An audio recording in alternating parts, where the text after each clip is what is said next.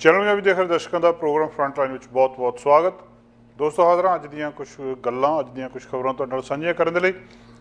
ਕੁਝ ਖਬਰਾਂ ਸਾਂਝੀਆਂ ਕਰਨੀਆਂ, ਇੱਕ ਦੋ ਤੁਹਾਡੇ ਨਾਲ ਅੱਜ ਮੁਲਾਕਾਤਾਂ ਕਰਵਾਉਣੀਆਂ। ਸਭ ਤੋਂ ਪਹਿਲਾਂ ਜਿਹੜੀ ਗੱਲਬਾਤ ਅੱਜ ਸਾਂਝੀ ਕਰਨੀ ਆ ਉਹ ਆ ਕਿ ਸਰੀ ਦੇ ਵਿੱਚ ਕਹਿੰਦੇ 60,000 ਦੀ ਕਪੈਸਿਟੀ ਵਾਲਾ ਇੱਕ ਸਟੇਡੀਅਮ ਬਣਨਾ।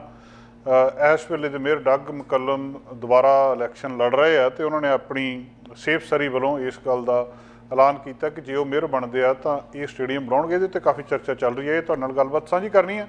ਮੋਡਰਨਾ ਤੇ ਫਾਈਜ਼ਰ ਦੋ ਵੱਡੀਆਂ ਕੰਪਨੀਆਂ ਵੈਕਸੀਨ ਬਣਾਉਣ ਦੇ ਵਿੱਚ ਬਹੁਤ ਵੱਡਾ ਇਹਨਾਂ ਦਾ ਨਾਂ ਆ, ਦੋਵਾਂ ਦਾ ਆਪਸ ਵਿੱਚ ਰੌਲਾ ਪੈ ਗਿਆ। ਇਹ ਗੱਲਬਾਤ ਸਾਂਝੀ ਕਰਾਂਗੇ।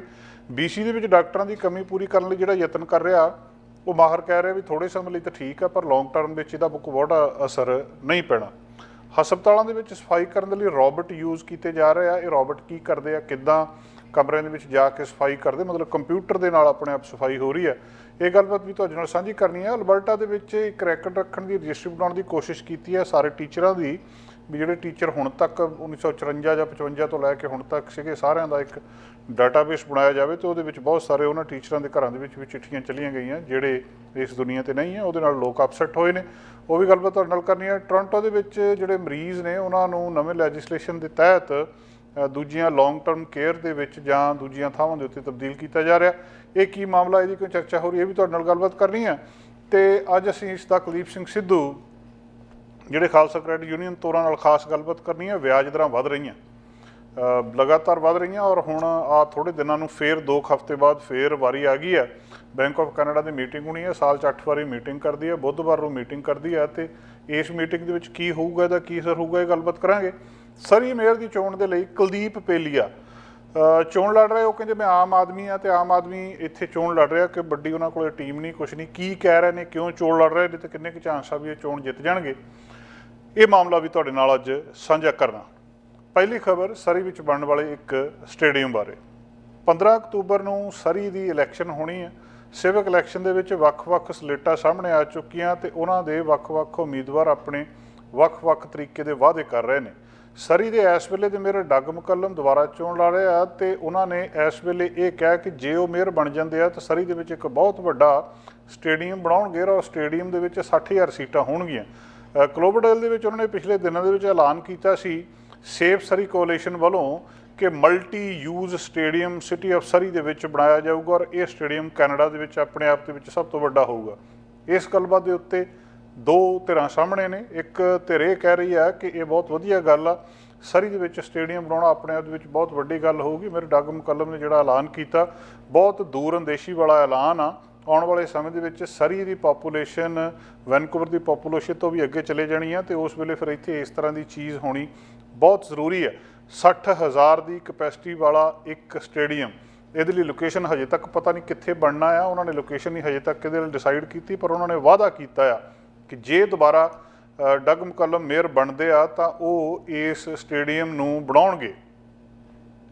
ਕਿਹਾ ਜਾ ਰਿਹਾ ਕਿ ਲੋਕ ਬਹੁਤ ਅੱਗੇ ਦੀ ਸੋਚ ਕੇ ਤੁਰਦੇ ਆ ਕਿ ਜੋ ਕੁਛ ਆਉਣ ਵਾਲੇ 40-50 ਸਾਲ ਦੇ ਵਿੱਚ ਜੋ ਕੁਛ ਸਰੀ ਦੇ ਵਿੱਚ ਹੋਣਾ ਉਹਨੂੰ ਹੁਣ ਤੋਂ ਹੀ ਧਿਆਨ ਦੇ ਵਿੱਚ ਰੱਖ ਕੇ ਜੇਕਰ ਯਤਨ ਕੀਤੇ ਜਾਣ ਤਾਂ ਯਤਨ ਸਿਰੇ ਚੜ੍ਹਨਗੇ। ਇਹ ਤੇਰੇ ਇਸ ਗੱਲ ਦੀ ਸਿਫਤ ਕਰ ਰਹੀ ਆ ਕਿ ਮੇਅਰ ਡੱਗ ਮਕੱਲਮ ਨੇ ਇਹ ਬੜਾ ਸਹੀ ਐਲਾਨ ਕੀਤਾ ਆ, ਵਾਅਦਾ ਕੀਤਾ ਆ ਲੋਕਾਂ ਦੇ ਨਾਲ ਅਤੇ ਇਹ ਬਹੁਤ ਸਹੀ ਵਾਅਦਾ ਆ। ਅਗਲੇ ਸਮੇਂ ਦੇ ਵਿੱਚ ਜਿਹੜਾ ਇਹ ਚੀਜ਼ ਸਰੀ ਦੇ ਵਿੱਚ ਇੱਕ ਬਹੁਤ ਵਿਲੱਖਣ ਹੋਊਗੀ ਔਰ ਕੈਨੇਡਾ ਦਾ ਸਭ ਤੋਂ ਵੱਡਾ ਸਟੇਡੀਅਮ ਹੋਊਗਾ।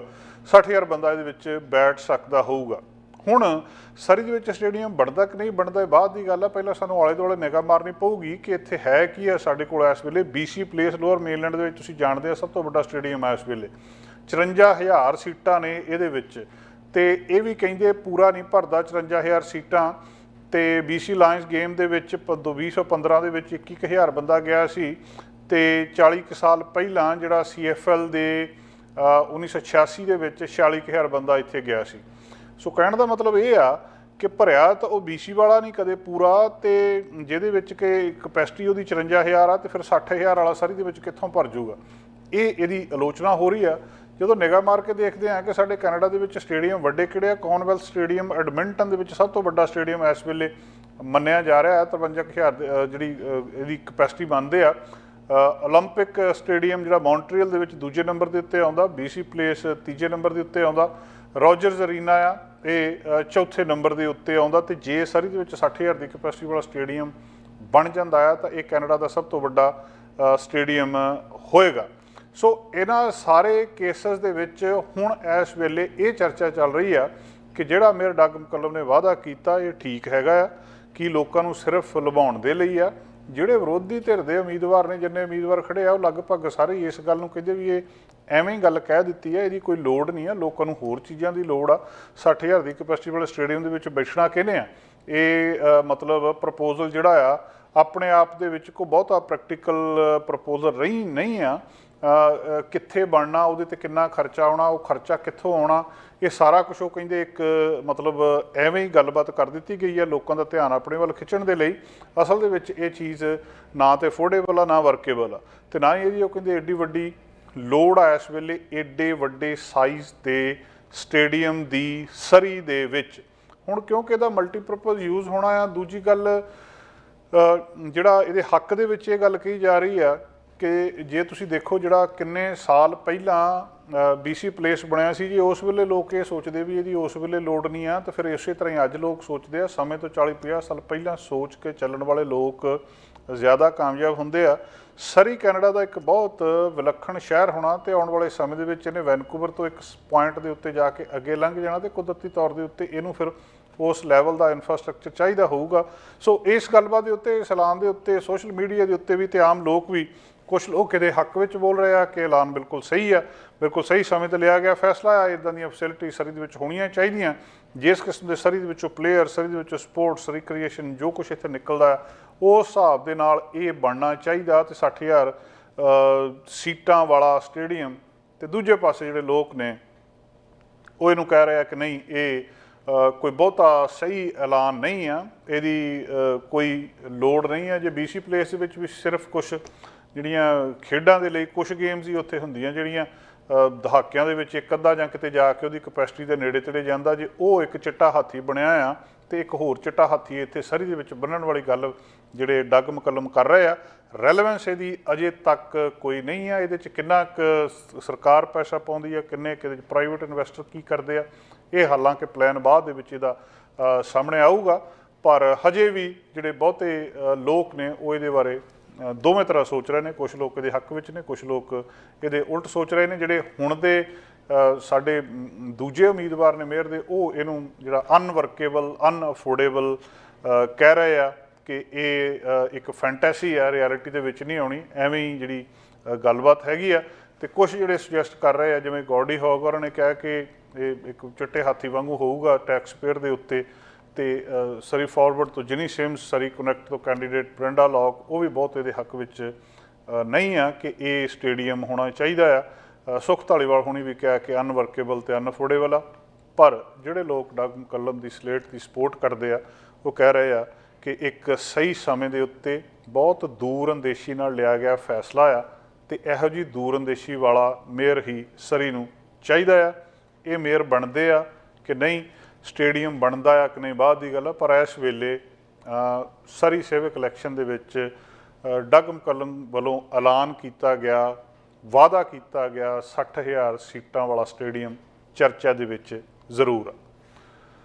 ਜਦੋਂ ਕੋਵਿਡ ਵੈਕਸੀਨ ਆਈ ਸੀ, ਦੋ ਕੰਪਨੀਆਂ ਬਹੁਤ ਚਰਚਾ ਦੇ ਵਿੱਚ ਆਈਆਂ ਸੀ, ਇੱਕ ਮੋਡਰਨਾ ਅਤੇ ਇੱਕ ਫਾਈਜ਼ਰ।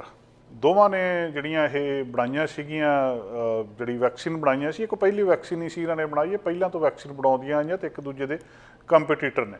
ਹੁਣ ਇਸ ਵੇਲੇ ਹੋਇਆ ਕੀ ਹੈ ਕਿ ਕੋਵਿਡ-19 ਵੈਕਸੀਨ ਦੀ ਦਵਾਈ ਬਣਾਉਣ ਵਾਲੀ ਮੋਡਰਨਾ ਨੇ ਫਾਈਜ਼ਰ ਅਤੇ ਜਰਮਨ ਡਰੱਗ ਮੇਕਰ ਬਾਇਓਟੈਕ ਨੂੰ ਸੂ ਕੀਤਾ ਆ ਕਿ ਇਹਨਾਂ ਨੇ ਮੋਡਰਨਾ ਦੀ ਟੈਕਨੋਲੋਜੀ ਨੂੰ ਕਾਪੀ ਕਰਕੇ ਆਪਣੀ ਵੈਕਸੀਨ ਬਣਾਈ ਹੈ। ਤੁਹਾਨੂੰ ਪਤਾ, ਇੱਕ ਕੰਪਨੀ ਕਈ ਮਿਲੀਅਨ ਬਿਲੀਅਨ ਡਾਲਰ ਲਾਉਂਦੀ ਆ ਆਪਣੇ ਵਿਗਿਆਨੀਆਂ ਦੇ ਉੱਤੇ, ਸਾਇੰਟਿਸਟਾਂ ਦੇ ਉੱਤੇ, ਇਨਫਰਾਸਟਰਕਚਰ ਦੇ ਉੱਤੇ, ਅਤੇ ਫਿਰ ਜਾ ਕੇ ਖੋਜਾਂ ਕਰਨ ਤੋਂ ਬਾਅਦ ਉਹ ਕੋਈ ਵੈਕਸੀਨ ਬਣਾਉਂਦੀ ਆ। ਅਤੇ ਹੁਣ ਇਹ ਰਹੇ ਆ, ਮੋਡਰਨਾ ਇਹ ਕਹਿ ਰਹੀ ਆ ਕਿ ਇਹ ਫਾਈਜ਼ਰ ਅਤੇ ਜਰਮਨ ਬਾਇਓਟੈਕ ਨੇ ਜਿਹੜੀ ਵੈਕਸੀਨ ਬਣਾਈ ਆ, ਇਹ ਸਾਡਾ ਫਾਰਮੂਲਾ ਚੋਰੀ ਕਰਕੇ ਕਹਿ ਲਓ ਜਾਂ ਸਾਨੂੰ ਕਾਪੀ ਕਰਕੇ ਬਣਾਈ ਆ। ਮੋਡਰਨਾ ਅਮਰੀਕਨ ਫਾਰਮਾਸਿਊਟੀਕਲ ਕੰਪਨੀ ਆ, ਬਾਇਓਟੈਕਨੋਲੋਜੀ ਕੰਪਨੀ ਆ, ਕੈਂਬਰਿਜ ਦੇ ਵਿੱਚ ਮੈਸਾਚਿਊਸੀ ਦੇ ਵਿੱਚ ਬੇਸਡ ਆ, ਅਤੇ ਜਿਹੜੀ RNA ਦੇ ਨਾਲ mRNA ਵੈਕਸੀਨ ਬਣਾਉਣ ਦੇ ਵਿੱਚ ਮਾਹਰ ਮੰਨੀ ਜਾਂਦੀ ਆ। ਇਹਦੀ ਵੈਕਸੀਨ ਜਿਹੜੀ ਆ ਉਹਦੇ ਵਿੱਚ ਜਿਹੜੀ ਮੈਸੇਂਜਰ RNA ਆ ਉਹਨੂੰ ਇਮਿਊਨ ਰਿਸਪੌਂਸ ਪ੍ਰੋਡਿਊਸ ਕਰਨ ਦੇ ਲਈ ਵਰਤਿਆ ਜਾਂਦਾ ਆ। ਇਸੇ ਤਰ੍ਹਾਂ ਹੀ ਦੂਜੇ ਪਾਸੇ ਜਿਹੜੀ ਫਾਈਜ਼ਰ ਆ ਉਹ ਵੀ ਅਮਰੀਕਾ ਦੀ ਇੱਕ ਮਲਟੀਨੈਸ਼ਨਲ ਕੰਪਨੀ ਆ, ਦਾ ਹੈੱਡਕੁਆਟਰ ਉੱਥੇ ਮੈਨਹਟਨ ਦੇ ਵਿੱਚ ਨਿਊਯਾਰਕ ਦੇ ਵਿੱਚ ਆ। 1849 ਦੇ ਵਿੱਚ ਐਸਟੈਬਲਿਸ਼ ਹੋਈ ਸੀ। ਬਹੁਤ ਵੱਡੀ ਕੰਪਨੀ ਫਾਈਜ਼ਰ ਆ, ਆਪਣਾ ਇਹਦਾ ਬਹੁਤ ਵੱਡਾ ਨਾਂ ਆ। ਕਿੰਨੀਆਂ ਵੈਕਸੀਨ ਇਹਨੇ ਜਿਹੜੀਆਂ ਬਣਾਈਆਂ ਆ ਦੁਨੀਆ ਦੇ ਵਿੱਚ, ਦਾ ਮਤਲਬ ਕਾਫੀ ਵੱਡਾ ਇਸ ਕੰਪਨੀ ਦਾ ਵੀ ਨਾਂ ਆ। ਅਤੇ ਇਹਦੇ ਨਾਲ ਜਿਹੜੀ ਪਾਰਟਨਰ ਹੈਗੀ ਆ ਬਾਇਓਨਟੈਕ, ਉਹ ਜਰਮਨ ਦੀ ਕੰਪਨੀ ਆ। ਬਾਇਓ ਫਾਰਮਾਸਿਊਟੀਕਲ ਨਿਊ ਟੈਕਨੋਲੋਜੀ ਜਿਹੜੀ ਜਰਮਨ ਦੀ ਇੱਕ ਬਾਇਓਟੈਕਨੋਲੋਜੀ ਕੰਪਨੀ ਆ, ਅਤੇ ਇਹ ਵੀ ਜਿਹੜੀ ਇਮਿਊਨੋਥੈਰੇਪੀਜ਼ ਅਤੇ ਹੋਰ ਚੀਜ਼ਾਂ ਬਣਾਉਣ ਦੇ ਵਿੱਚ ਮਾਹਰ ਆ। ਹੁਣ ਇਹਨਾਂ ਕੰਪਨੀਆਂ ਦਾ ਆਪਸ ਵਿੱਚ ਰੌਲਾ ਪੈ ਗਿਆ ਜਦੋਂ ਇਹ ਕੋਵਿਡ ਦੀ ਵੈਕਸੀਨ ਆਈ ਸੀ। ਕੋਈ ਵੀ ਇੱਕ ਵੈਕਸੀਨ ਡਿਵੈਲਪ ਕਰਨ ਨੂੰ ਕਈ ਸਾਲ ਲੱਗ ਜਾਂਦੇ ਆ, 10-10 ਸਾਲ ਤੱਕ ਲੱਗ ਜਾਂਦੇ ਆ ਕਿ ਕੋਈ ਵੈਕਸੀਨ ਬਣਾਉਣੀ ਹੋਵੇ ਬਿਮਾਰੀ ਦੀ, ਇੰਨੀ ਸੌਖੀ ਨਹੀਂ ਬਣ ਜਾਂਦੀ। ਜਦੋਂ ਇਹ ਕੋਵਿਡ ਆਇਆ ਸੀ, ਇਹ ਤੋਂ ਕੁਝ ਮਹੀਨਿਆਂ ਦੇ ਬਾਅਦ ਹੀ ਇਹਦੀ ਵੈਕਸੀਨ ਸਾਹਮਣੇ ਆ ਗਈ ਸੀ। ਉਹਦਾ ਕਾਰਨ ਕੀ ਸੀ? ਔਰ ਇਹ ਜਿਹੜੀ ਵੈਕਸੀਨ ਆ, ਇਹਨੂੰ Messenger RNA vaccine, mRNA vaccine ਕਿਹਾ ਜਾ ਰਿਹਾ। ਇਹ ਦੋਵੇਂ ਕੰਪਨੀਆਂ mRNA ਵੈਕਸੀਨ ਬਣਾਉਂਦੀਆਂ। ਭਾਵ ਕੀ ਆ ਕਿ ਜਿਹੜੀਆਂ ਪਹਿਲੀਆਂ ਵੈਕਸੀਨ ਬਣਾਈਆਂ ਜਾਂਦੀਆਂ ਸੀ, ਉਹਦਾ ਤਰੀਕਾ ਹੋਰ ਹੁੰਦਾ ਸੀ, ਉਹਦਾ ਤਰੀਕਾ ਕੋਈ ਡਿਫਰੈਂਟ ਸੀਗਾ। ਅਤੇ ਉਹ ਕਿਸੇ ਤਰੀਕੇ ਦੇ ਨਾਲ ਦੱਸਦੇ ਆ ਕਿ ਬੰਦੇ ਦੇ ਸਰੀਰ ਦੇ ਵਿੱਚ ਜਾਂਦੀਆਂ ਸੀ, ਉਹਦੇ ਵਿੱਚੋਂ ਜਿਹੜੀ ਬਿਮਾਰੀ ਹੁੰਦੀ ਸੀ ਉਹਦੇ ਕੁਛ ਜਿਹੜੇ ਜਰਮ ਆਪਣੇ ਆਪ ਭੇਜੇ ਜਾਂਦੇ ਸੀ, ਜਿਹੜੇ ਮਰੇ ਹੋਏ ਹੁੰਦੇ ਸੀ, ਅਤੇ ਅੰਦਰ ਜਾ ਕੇ ਉਹ ਇਮਿਊਨ ਰਿਸਪੌਂਸ ਪੈਦਾ ਕਰਦੇ ਸੀ ਕਿ ਬੰਦੇ ਦੇ ਵਿੱਚੋਂ ਬਿਮਾਰੀ ਨਾਲ ਲੜਨ ਦੀ ਤਾਕਤ ਪੈਦਾ ਹੋ ਜਾਂਦੀ ਸੀ। ਪਹਿਲੀਆਂ ਵੈਕਸੀਨ ਇਸੇ ਤਰੀਕੇ ਨਾਲ ਬਣਦੀਆਂ ਸੀ। ਇਹ ਜਿਹੜਾ ਹੁਣ ਟੈਕਨੋਲੋਜੀ ਵਰਤੀ ਗਈ ਆ, ਇਹ ਟੈਕਨੋਲੋਜੀ ਕਹਿੰਦੇ ਟੋਟਲੀ ਵੱਖਰੀ ਆ।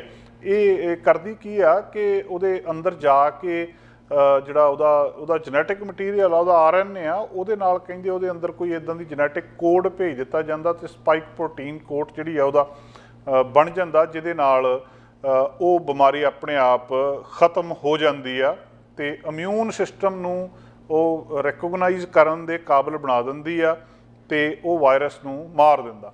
ਇਹ ਜਿਹੜੀ ਟੈਕਨੋਲੋਜੀ ਆ, ਇਹਨਾਂ ਦੋਵਾਂ ਕੰਪਨੀਆਂ ਦੇ ਕੋਲ ਸੀਗੀ, ਜਿਹੜੀ ਹੁਣ ਲੇਟੈਸਟ ਟੈਕਨੋਲੋਜੀ ਆਈ ਆ। ਅਤੇ ਇਸ ਟੈਕਨੋਲੋਜੀ ਦੇ ਉੱਤੇ ਬਹੁਤ ਸਾਲਾਂ ਤੋਂ ਕੰਮ ਹੋ ਰਿਹਾ ਸੀ, ਅਤੇ ਉਹ ਕੰਮ ਇੱਕ ਨੇੜੇ ਸਟੇਜ 'ਤੇ ਪਹੁੰਚ ਚੁੱਕਾ ਸੀ ਕਿ ਇੱਕਦਮ ਕਰੋਨਾ ਵਾਇਰਸ ਆ ਗਿਆ। ਅਤੇ ਇਸੇ ਕਰਕੇ ਇਹਨਾਂ ਕੰਪਨੀਆਂ ਨੇ ਜਲਦੀ ਉਹ ਵੈਕਸੀਨ ਬਣਾ ਲਈ, ਅਤੇ ਇਹ ਉਹਦੇ ਕਾਬਲ ਸੀਗੇ ਕਿ ਇਹਦੀ ਡਿਵੈਲਪਮੈਂਟ ਜਿਹੜੀ ਆ 2010 ਦੇ ਵਿੱਚ ਸ਼ੁਰੂ ਹੋ ਗਈ ਸੀ ਕੰਪਨੀਜ਼ ਦੇ ਵਿੱਚ, ਕਿ ਇਹਨਾਂ ਨੂੰ ਵੈਕਸੀਨ ਜਿਹੜੀ ਜਿਸ ਤਰੀਕੇ ਨਾਲ ਬਣਨੀ ਹੈ। ਪਰ ਹੁਣ ਇਹਨਾਂ ਦੋਵਾਂ ਕੰਪਨੀਆਂ ਦਾ ਆਪਸ ਦੇ ਵਿੱਚ ਰੌਲਾ ਪੈ ਗਿਆ। ਮੋਡਰਨਾ ਕੰਪਨੀ ਸੂਹ ਕਰ ਰਹੀ ਹੈ ਕਿ ਇਹਨਾਂ ਨੇ ਸਾਡੀ ਜਿਹੜੀ ਫਾਰਮੂਲਾ ਕਹਿ ਲਓ ਜਾਂ ਸਾਡੀ ਟੈਕਨੀਕ ਕਹਿ ਲਓ, ਉਹ ਚੋਰੀ ਕੀਤੀ ਹੈ। ਆਉਣ ਵਾਲੇ ਸਮੇਂ ਵਿੱਚ ਦੇਖਣਾ ਹੋਊਗਾ ਕਿ ਕਿਹੜੀ ਕੰਪਨੀ ਇਹਨਾਂ ਦੇ ਵਿੱਚੋਂ ਸਹੀ ਸਾਬਤ ਹੁੰਦੀ ਹੈ। BC ਫੈਮਿਲੀ ਡਾਕਟਰਸ ਬਾਰੇ ਲਗਭਗ ਰੋਜ਼ ਹੀ ਗੱਲਬਾਤ ਹੁੰਦੀ ਆ, ਅਤੇ ਹੁਣ ਜਿਹੜੀ ਪਿੱਛੇ ਜਿਹੀ ਸੂਚਨਾ ਆਈ ਆ ਕਿ 118 ਮਿਲੀਅਨ ਫੰਡਿੰਗ ਦਿੱਤੀ ਜਾ ਰਹੀ ਆ ਇਹਨੂੰ ਬੂਸਟ ਕਰਨ ਦੇ ਲਈ, ਅਤੇ ਪ੍ਰੋਵਿੰਸ ਹੈਲਪ ਕਰ ਰਿਹਾ। ਜਿਹੜੀ ਓਵਰਹੈਡ ਕਾਸਟ ਆ ਇਹਨਾਂ ਦੇ ਡਾਕਟਰਾਂ ਦੇ ਉੱਤੇ, ਜਿਹੜਾ ਇਸ ਵੇਲੇ ਹੈਲਥ ਕੇਅਰ ਕ੍ਰਾਈਸਿਸ ਪੈਦਾ ਹੋਇਆ, ਉਹਨੂੰ ਠੀਕ ਠਾਕ ਕਰਨ ਦੇ ਲਈ। ਹੁਣ ਤੁਹਾਨੂੰ ਪਤਾ, ਜਿੱਦਾਂ ਵਾਰ-ਵਾਰ ਅਸੀਂ ਜ਼ਿਕਰ ਕਰਦੇ ਹਾਂ ਕਿ ਮਿਲੀਅਨ ਦੇ ਕਰੀਬ British Columbia without family doctor ਨੇ। ਫੈਮਿਲੀ ਫਿਜ਼ੀਸ਼ੀਅਨ ਲਗਾਤਾਰ ਕੰਮ ਕਰ ਛੱਡ ਰਹੇ ਆ, ਅਤੇ ਹੁਣ ਸਰਕਾਰ ਕਹਿੰਦੀ 118 ਮਿਲੀਅਨ ਦੀ ਫੰਡਿੰਗ ਅਸੀਂ ਦੇ ਰਹੇ ਹਾਂ ਕਿ ਇਹਨੂੰ ਸਾਰੇ ਕੁਛ ਨੂੰ ਠੀਕ ਠਾਕ ਕੀਤਾ ਜਾ ਸਕੇ। ਗੱਲ ਬਹੁਤ ਚੰਗੀ ਆ। 118 ਮਿਲੀਅਨ ਡਾਲਰ ਜੇਕਰ ਦਿੱਤੇ ਜਾਂਦੇ ਆ ਤਾਂ ਇਹਦੇ ਨਾਲ ਕੁਦਰਤੀ ਤੌਰ 'ਤੇ ਫਰਕ ਤਾਂ ਬਹੁਤ ਸਾਰਾ ਪਊਗਾ, ਪਰ ਹੁਣ ਡਾਕਟਰ ਕਹਿੰਦੇ ਵੀ ਫਰਕ ਪਊਗਾ, ਪਰ ਥੋੜ੍ਹੇ ਬਹੁਤੇ ਸਮੇਂ ਲਈ, ਕਿ 2-4 ਮਹੀਨਿਆਂ ਲਈ ਫਰਕ ਪੈ ਸਕਦਾ। ਲੰਬਾ ਸਮਾਂ ਇਹ ਕੋਈ ਹੱਲ ਨਹੀਂ ਇਹਦਾ ਫੈਮਿਲੀ ਫਿਜ਼ੀਸ਼ੀਅਨ ਲਈ। ਫਿਜ਼ੀਸ਼ੀਅਨ ਜਿਸ ਤਰੀਕੇ ਨਾਲ ਕੰਮ ਛੱਡ ਕੇ ਜਾ ਰਹੇ ਆ ਕਿ ਉਹਦਾ ਕੋਈ ਪੱਕਾ ਹੱਲ ਲੱਭਣਾ ਚਾਹੀਦਾ। ਇਹ ਜਿਹੜੀ ਇੰਟਰਮ ਫੰਡਿੰਗ ਅਨਾਊਂਸ ਕੀਤੀ ਆ ਪ੍ਰੋਵਿੰਸ ਨੇ, ਇਹ ਉਹ ਜਿਹੜੀ ਕਾਸਟ ਹੈਗੀ ਉਹਨੂੰ ਫੈਮਿਲੀ ਡਾਕਟਰਸ, ਹੁਣ ਉਹ ਇਹ ਕਹਿ ਰਿਹਾ ਕਿ ਬਾਗ 'ਤੇ ਸਾਡੇ ਖੂਨ ਰਿਹਾ, ਸੱਟ ਏਡੀ ਵੱਡੀ ਆ, ਇਹ ਸਾਰੇ ਸਿਸਟਮ ਦੇ ਵਿੱਚ ਲੱਗੀ, ਅਤੇ ਤੁਸੀਂ ਉਹਦੇ ਉੱਤੇ ਛੋਟੀ ਜਿਹੀ ਬੈਂਡੇਡ ਲਾਉਣ ਲੱਗੇ ਆ। ਵੀ ਜੇ ਵੱਡੇ ਜ਼ਖਮ ਦੇ ਉੱਤੇ ਛੋਟੀ ਜਿਹੀ ਬੈਂਡੇਡ ਲਾ ਦਿਓ ਤਾਂ ਉਹਦੇ ਨਾਲ ਕਿੰਨਾ ਕੁ ਫਰਕ ਪਊਗਾ। ਫੈਮਿਲੀ ਡਾਕਟਰਸ ਇਸ ਵੇਲੇ ਉਹਨਾਂ ਦੀ ਹਾਲਤ ਬੁਰੀ ਆ, ਬਹੁਤ ਹਾਰਡ ਇਨਵਾਇਰਮੈਂਟ ਦੇ ਵਿੱਚ ਕੰਮ ਕਰ ਰਹੇ ਆ। ਇਸੇ ਕਰਕੇ ਹੋਰ ਨਵੇਂ ਇੱਧਰਲੇ ਪਾਸੇ ਆ ਨਹੀਂ ਰਹੇ, ਅਤੇ 1 ਅਕਤੂਬਰ ਤੋਂ ਲੈ ਕੇ ਜਿਹੜਾ 118 ਮਿਲੀਅਨ ਫੰਡਿੰਗ ਅਵੇਲੇਬਲ ਹੋ ਜਾਣੀ ਆ।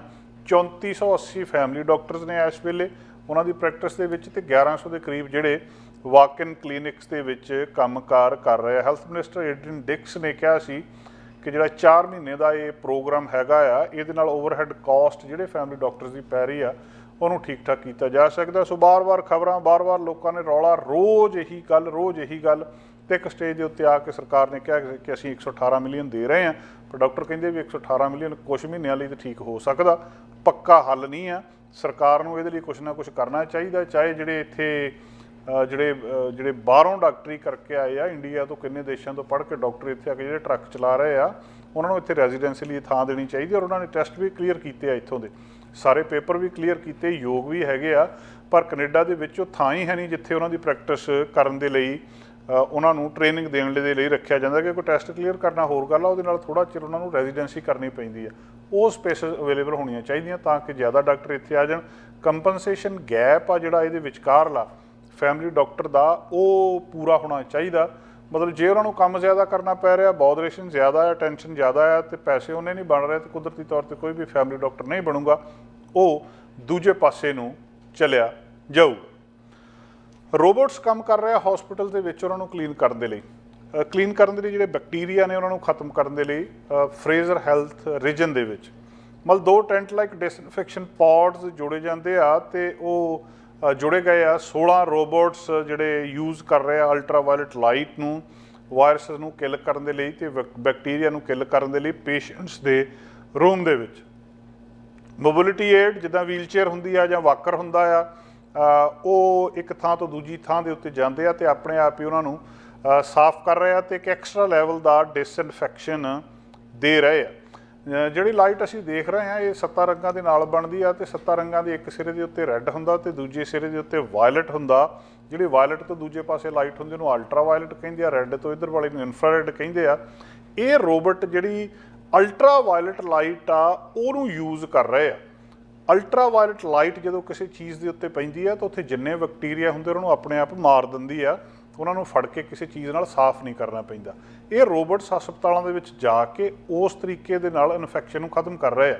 ਪੈਂਡੈਮਿਕ ਦੇ ਵਿੱਚ 14 ਨਵੇਂ ਅਲਟਰਾ ਵਾਇਲਟ ਜਿਹੜੇ ਇਹ ਸੀਗੇ ਰੇਡੀਏਸ਼ਨ ਰੋਬੋਟ ਐਡ ਕੀਤੇ ਗਏ ਸੀ ਹਸਪੀਟਲ ਦੇ ਵਿੱਚ ਔਰ ਬਹੁਤ ਜ਼ਿਆਦਾ ਇਹਦੀ ਕਾਸਟ ਵੀ ਆਈ ਸੀਗੀ। 2016 ਦੇ ਵਿੱਚ ਪਹਿਲਾਂ ਪਰਚੇਜ਼ ਕੀਤੇ ਗਏ ਸੀ। ਫਰੇਜ਼ਰ ਹੈਲਥ ਨੇ 16 ਰੋਬੋਟਸ ਜਿਹੜੇ ਮਤਲਬ ਉਹਨਾਂ 16 ਰੋਬੋਟਸ ਨੇ ਹਜ਼ਾਰਾਂ ਹੀ ਘੰਟੇ ਲਾ ਕੇ ਜਿਹੜੇ ਕਰੀਬ ਹਸਪੀਟਲ ਦੇ ਵਿੱਚ 62,000 ਦੇ ਕਰੀਬ ਰੂਮਸ ਆ ਉਹਨਾਂ ਨੂੰ ਡਿਸਇਨਫੈਕਟ ਕਰਨ ਦਾ ਕੰਮ ਕੀਤਾ। ਸੋ ਜਿਹੜਾ ਕਲੀਨਿਕ ਸਟਾਫ ਸੀ ਉਹ ਵੀ ਮਤਲਬ ਦਿਨ ਰਾਤ ਕੰਮ ਕਰ ਰਿਹਾ ਹੈ ਅਤੇ ਦੂਜੇ ਪਾਸੇ ਰੋਬੋਟਸ ਇੱਕ ਜਿਹੜਾ ਨਵੀਂ ਟੈਕਨੀਕ ਆ ਵੈਨਕੂਵਰ ਕੋਸਟਲ ਹੈਲਥ ਕਹਿ ਰਹੀ ਆ ਕਿ ਅਲਟਰਾ ਵਾਇਲਟ ਲਾਈਟ ਯੂਜ਼ ਕੀਤੀ ਜਾ ਰਹੀ ਆ 11 ਸਾਈਟਸ ਦੇ ਉੱਤੇ 4 ਰੀਜਨਲ ਹਸਪਤਾਲਾਂ ਦੇ ਵਿੱਚ। ਪ੍ਰਾਇਮਰੀਲੀ ਇਹ ਜਿਹੜੇ ਪੇਸ਼ੈਂਟਸ ਜਿਹੜੇ ਅਕਿਊਟ ਕੇਅਰ ਦੇ ਵਿੱਚ ਆ ਉੱਥੇ ਇਹਨਾਂ ਨੂੰ ਜਿਹੜਾ ਉਸ ਹਿਸਾਬ ਦੇ ਨਾਲ ਵਰਤਿਆ ਜਾ ਰਿਹਾ ਆ। ਬਹੁਤ ਸਾਰੇ ਥਾਵਾਂ ਦੇ ਉੱਤੇ ਜਿਹੜਾ ਕੋਈ ਚੈਲੰਜਸ ਨੇ ਉੱਥੇ ਜਿਹੜੀ ਮੈਨੂਅਲ ਕਲੀਨਿੰਗ ਕੀਤੀ ਜਾ ਰਹੀ ਆ। ਆਪਣੇ ਆਪ ਦੇ ਵਿੱਚ ਇੱਕ ਇਹ ਬਹੁਤ ਨਵੀਂ ਟੈਕਨੋਲੋਜੀ ਆ। ਜਿਹੜੇ ਰੋਬੋਟਸ ਨੇ ਇਹਨਾਂ ਦੇ ਵਿੱਚ UV ਲਾਈਟ ਦੀਆਂ ਸ਼ਾਰਟ ਪਲਸਸ ਸਿੱਟੀਆਂ ਜਾਂਦੀਆਂ।